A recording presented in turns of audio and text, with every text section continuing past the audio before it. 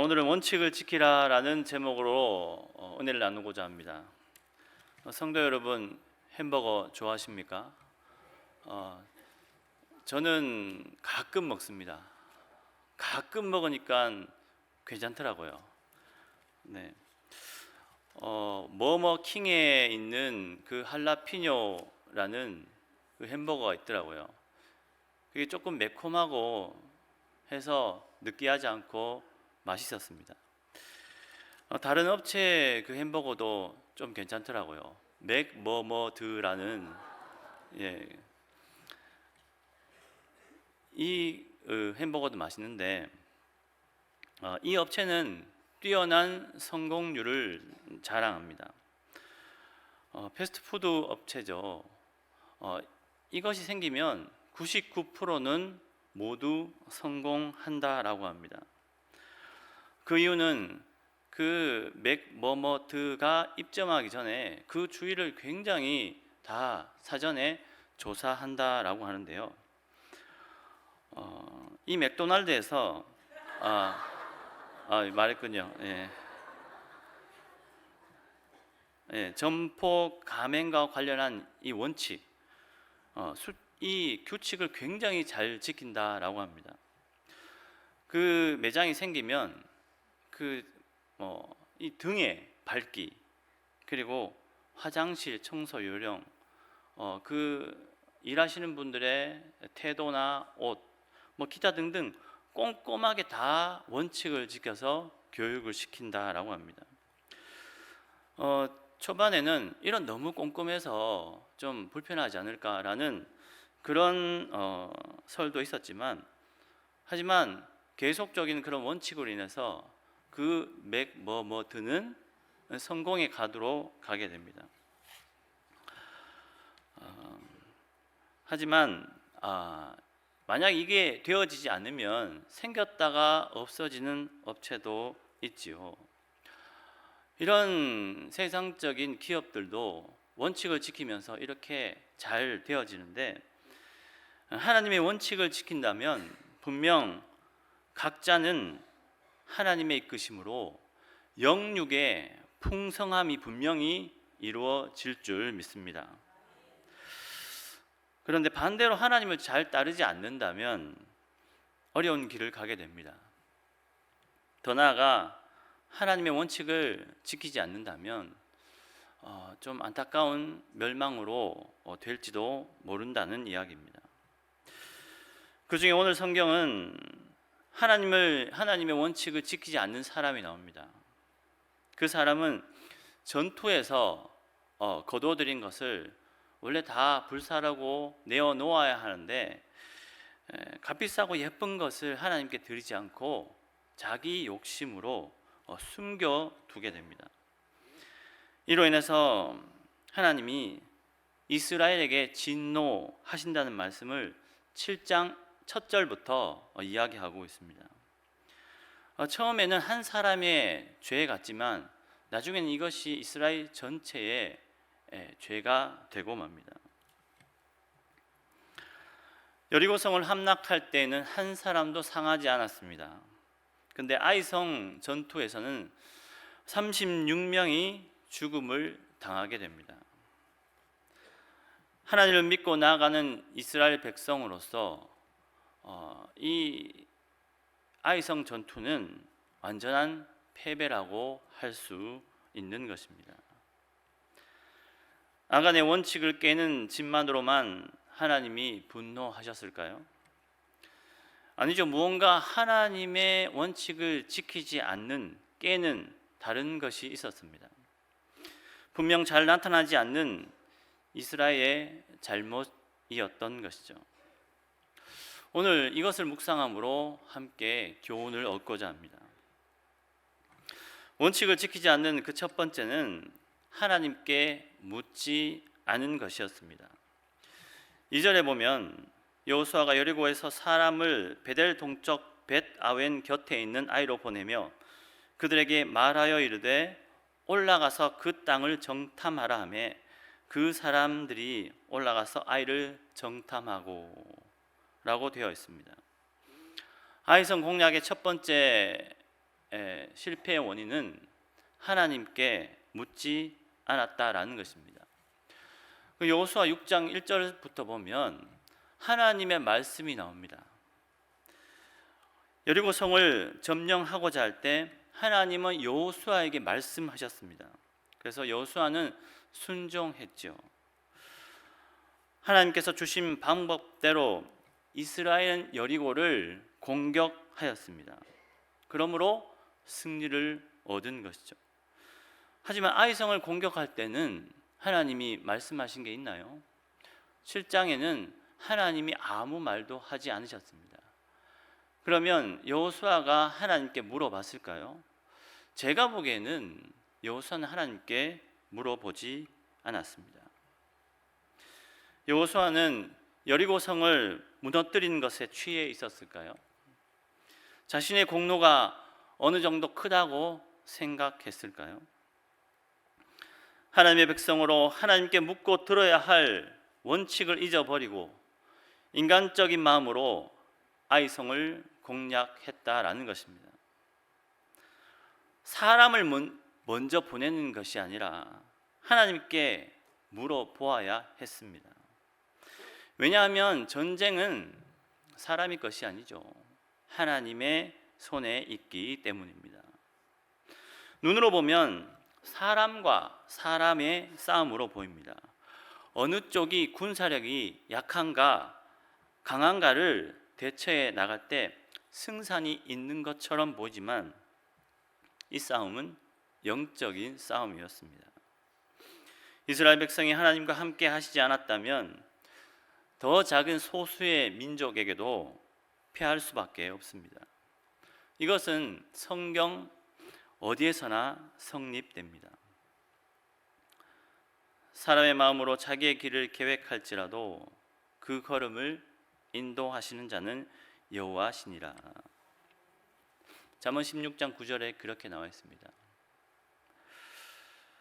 나폴레옹이 유럽을 정복한 후 그 기세를 몰아서 러시아까지 진격해 들어가게 됩니다.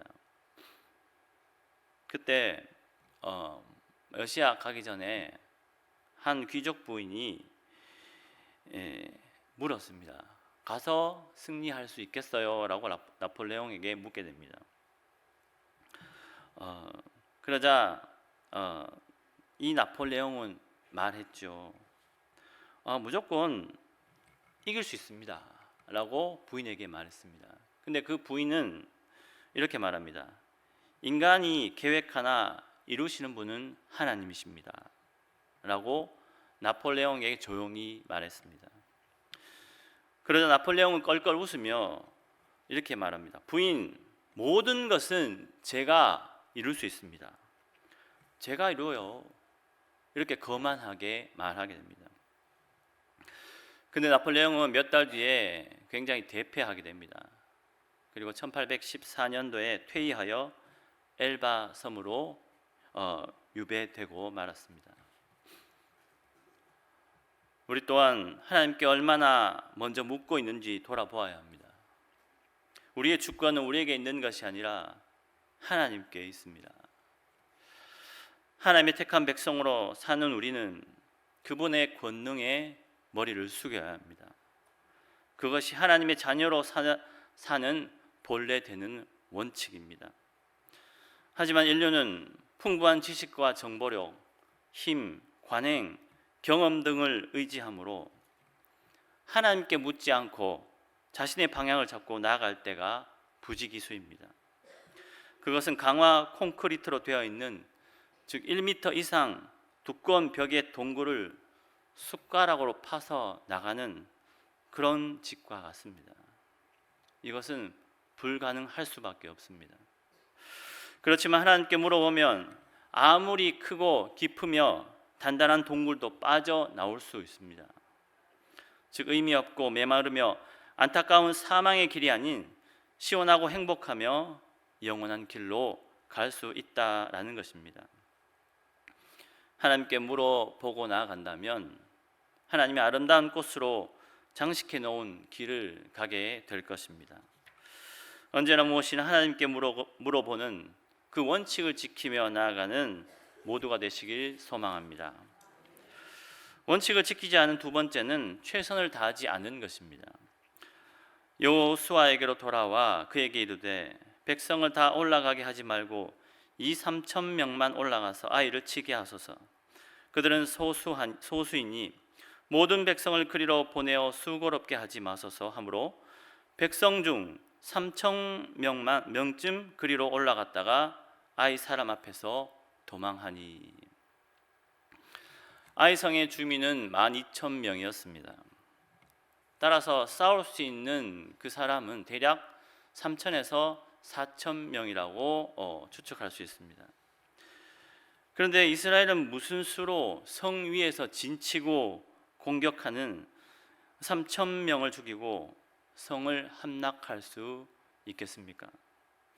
하나님께 의지하지 않는 이스라엘이 아이 성을 함락할 수 있는 가능성은 없었습니다.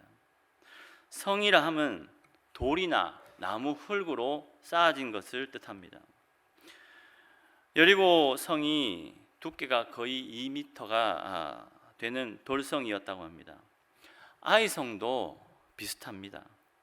베델에서 동남쪽으로 3km에 있는 아이는 돌이 많은 지방이었습니다. 즉 돌로 쌓은 성인데 어떻게 아이 성의 적들보다 더 적은 숫자로 나아가서 승리하려고 한 것은 참으로 아이러니합니다. 보통 3,500이나 4,000명의 그 적들을 그 성을 함락하려면 2배 이상의 병력이 가서 그들과 전쟁해야 됩니다. 그런데 이스라엘은 겨우 3,000명만 아이로 보내게 됩니다. 이스라엘의 인구는 장정만 60만 명입니다. 이런 큰 민족이죠. 그런데 그들은 아이 성을 얕보았기에 3,000명만 보냈던 것입니다. 자신들이 가지고 있는 능력 어느 정도도 쏟아붓지 않았습니다. 교만하여 아이 성을 만만하게 본 것이죠. 동물 중에 치타가 있습니다. 치타는 자기 먹거리를 위해서 사슴을 쫓아가면 굉장한 속도로 전력을 다합니다. 그 속도는 거의 113km에 달한다고 합니다. 이런 미물인 짐승도 먹이를 위해서 최선을 다하는데 이스라엘은 열심을 다하지 않았습니다. 아이성의 인구가 12,000명인데 그중 아이와 노인을 빼고 실제로 나가서 싸울 수 있는 사람이 그다지 많지 않았다고 이스라엘은 생각할 수 있습니다. 적은 숫자로 전투에 참여해서 아이성을 함락할 수 있겠지라고 생각하는 것도 타당성 있어 보이지만 그래도 이스라엘은 열심을 다해야 했습니다. 그 이유는, 가장 중요한 이유는 가나안의 정착과 정복이라는 하나님의 약속을 성취하기 위해서였습니다.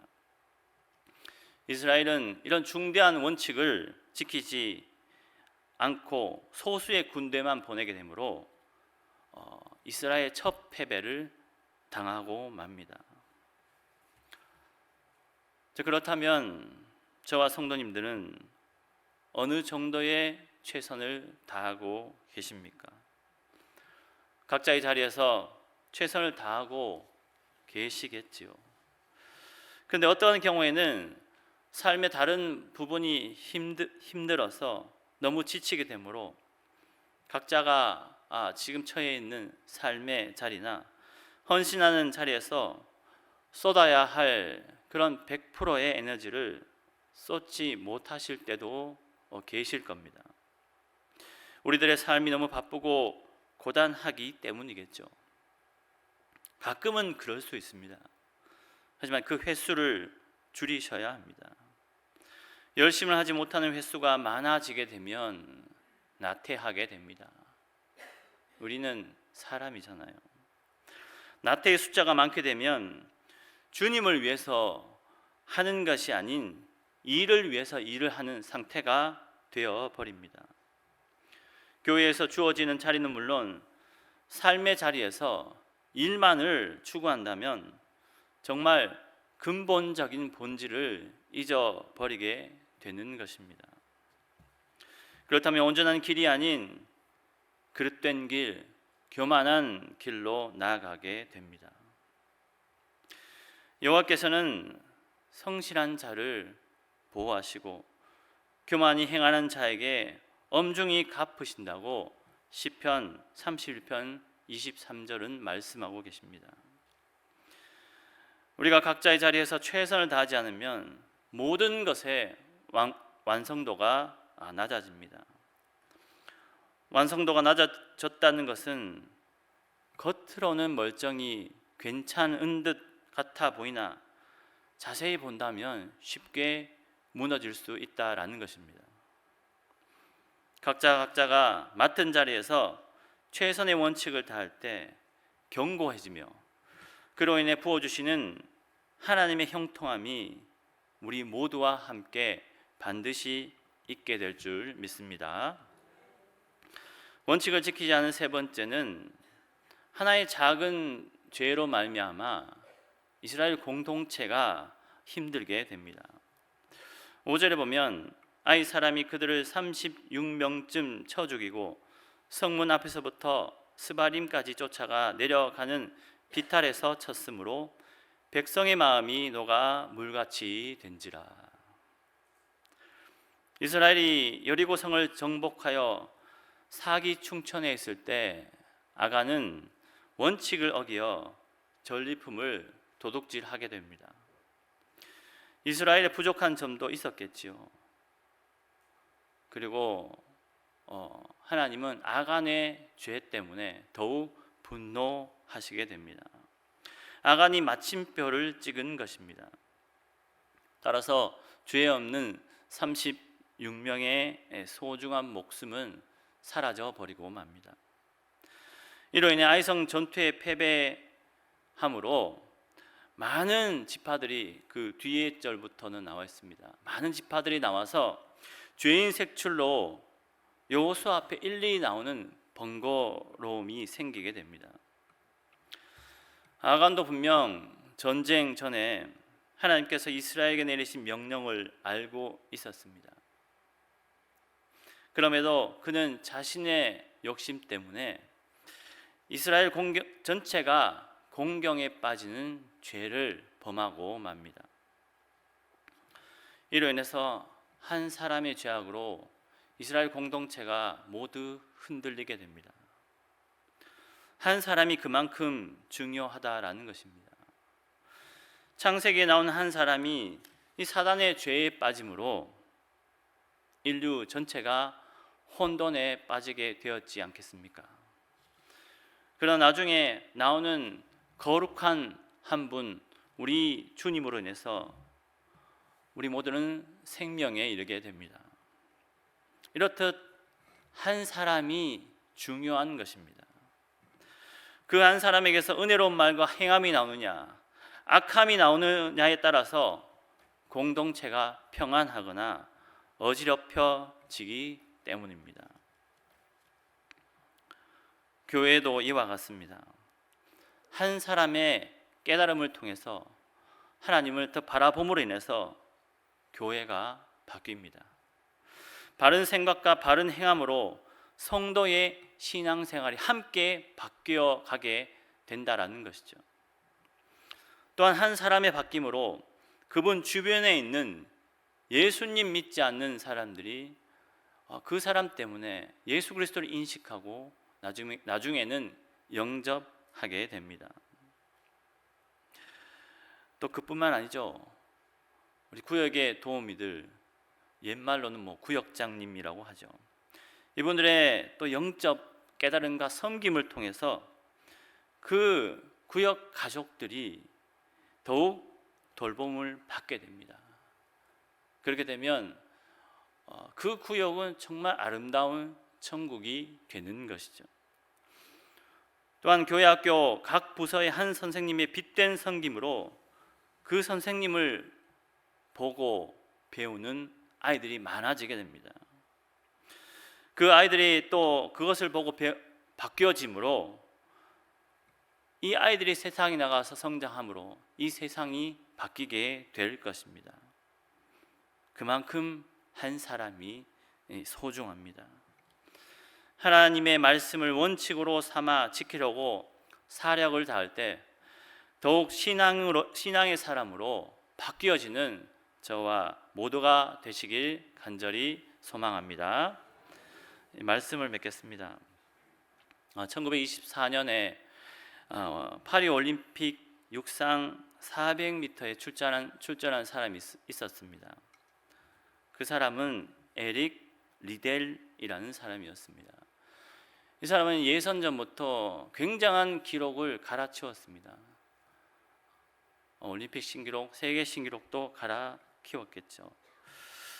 이 사람은 결승전에 가면 금메달이 유력했습니다. 이분은 좀 예전 분이 아닌 듯합니다. 많은 이슈를 몰고 다녔다라고 합니다. 예선전 때 흑인이 나오면 악수를 했다라고 하는데요. 지금도 보이지 않는 차별이 있는데 예전엔 더 심했겠죠. 그런데도 이분은 다른 색깔의 민족과 악수함으로써 숱한 화제를 뿌렸다라고 합니다. 대망의 결승전이 열리는 날이었습니다. 근데 그 전날 이 리델은 듣고 말았습니다. 그 결승전이 주일날 하게 되었거든요. 그러자 리델은 주저없이 출전을 포기했습니다. 그는 이렇게 말했다라고 합니다. 나는 지금까지 몇 가지 원칙을 지키며 살아왔다. 그것은 주일 성수와 인간 평등의 정신이다. 이 리델은 후에 중국 선교사로 가게 됩니다. 그는 스포츠 스타의 명성은 중국의 무지한 농부 한 명을 전도하는 것보다 더 가치가 없다라고 말하였습니다. 이 근래에 보자면 어떤 바둑을 두는 여자 그런 전문 바둑 기사가 계셨는데요. 조혜연 구단입니다. 근데 이분도 정말 원칙을 지켰습니다. 주일에는 예배 외에 아무것도 할 수 없다는 그런 신념을 깨지 않았다라고 합니다. 21세 때 바둑대 출전을 포기하였습니다. 또한 2010년 광저우 아시안 게임에서도 주일 출전한 대국은 포기하게 됩니다. 이 조혜연이란 여자 국수는 조훈현, 이창호에 이어서 최연소 입당 기록을 가지고 있는 분이었습니다. 11세 때 등단하셨거든요. 이렇게 유명하면서도 존경받을 만한 사람들은 왜 이렇게 하나님의 원칙을 지키는 것일까요? 그 이유는 바로 우리 예수 그리스도 때문입니다. 언제나 겸손한 자로 하나님의 주권을 인정하며 주일나마 하나님 앞에 엎드리고자 했던 것입니다. 우리 또한 하나님의 법으로 원칙으로 살아가는 사람입니다. 왜냐하면 하나님의 원칙으로 살지 않으면 진리 안에 살아갈 수 없기 때문이죠. 모든 삶은 이 땅의 원칙들이 지켜지므로 인간다운 삶을 살 수 있습니다. 그 원칙은 악한 것이 아니며 세상을 온전히 세워주는 장치일 수 있습니다. 하지만 그 원칙 중에 가장 으뜸은 하나님을 바라보고 진심으로 따르는 것입니다. 하나님이야말로 50년 뒤에, 500년 뒤에, 5000년 뒤에도 변하지 않고 우리 인류를 사랑하시는 분이기 때문이거든요. 아무쪼록 여호수아가 하나님께 물어보는 것을 놓쳤지만 그 7장 9절의 말씀처럼 주의 크신 이름을 위하여 자신을 내려놓고 하나님을 바라보는 것과 같이 그리스도인으로 하나님께 나아가려는 원칙을 지키고자 몸부림치시는 저와 성도님들 되시길 간절히 소망합니다. 네, 기도하겠습니다. 아버지 하나님, 우리의 삶을 인도해 주시니 감사합니다. 우리의 삶은 나의 것 같지만 하나님의 것입니다. 이를 늘 인지하고 기억함으로 하나님께 전심을 다하여 원칙을 지키며 살아가게 하셔서 작은 것에 감사하고 하나님께 영광을 올려드리는 모두가 되게 하여 주시옵소서. 거룩하신 예수님 이름으로 기도드립니다. 아멘.